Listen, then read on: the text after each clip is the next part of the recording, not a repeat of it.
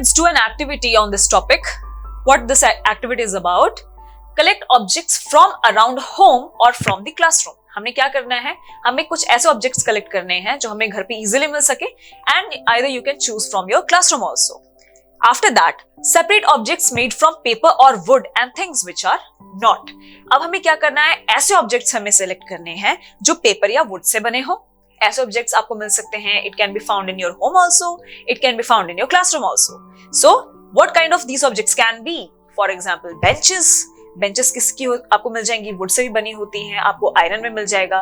Pencil is made up of would. Books आप कह लो, books में जो शीट होती है, हार्ड कवर होता है, it is made up of would. या पेपर जो होता है, तो चलो पेपर तो हमारे पास है ही. स्कूल बैग्स आपको मिल जाते हैं, क्लासरूम में फैन आपको मिल जाता है एंड इरेजर आपको मिल जाता है. तो यू कैन इजिली डिफरेंशिएट कि इनमें से ऐसी कौन सी चीजें हैं जो वुड या पेपर से बनी हैं, या कुछ ऐसी भी चीजें मिल जाती हैं जो वुड और पेपर से नहीं बनी हैं. फॉर एग्जाम्पल बुक्स हो गई एंड पेंसिल एंड बेंचेस हो गई, ये तो आपकी वुड से बनती ही है. अब आप ले लो for example bags are not made up of wood, तो उसको हम कह देते हैं कि it is made up of particular type of a cloth. And fan is not made up of wood, उसमें हम कह सकते हैं कि it is made up of some kind of steel या मेटल या आयरन, व्हाटएवर, जिसमें भी वो उसके कंपोनेंट्स अवेलेबल हैं. एंड उसके अलावा रबर तो क्या है, rubber is not a would, it's not even a steel, so it's a simple rubber. And after that what we have to do? We have to divide these objects and list them in the table. तो हमने क्या listing की है, दो columns बने हैं इसके. one column is for objects, another column is for materials they are made of. First one is plate. Plate का एग्जाम्पल हमने बेटा पिछले स्लाइड में भी किया था, दैट प्लेट किन किन मटेरियल्स की बन सकती है.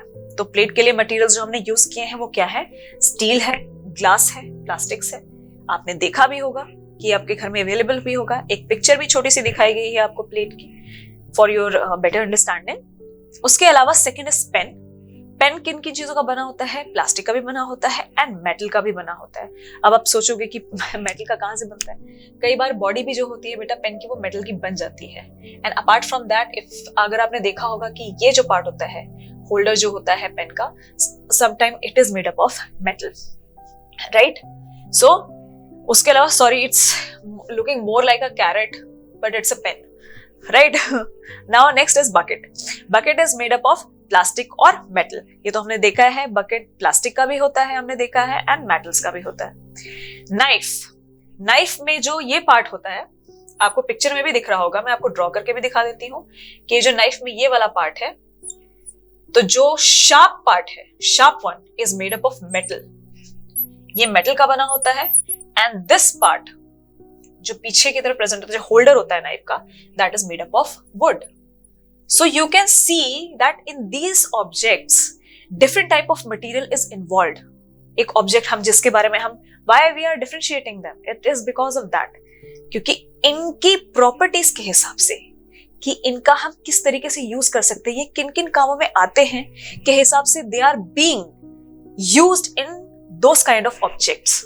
अब जैसे फॉर एग्जाम्पल हम बकेट की बात करते हैं, तो बकेट की बॉडी तो प्लास्टिक की है एंड आप ले लो कि जैसे उसका मेटल का हैंडल है, तो why we are using metal handle, है ना. मेटल हैंडल हम इसलिए यूज कर रहे हैं ताकि उसका होल्ड जो है वो थोड़ा टाइट रह सके, राइट.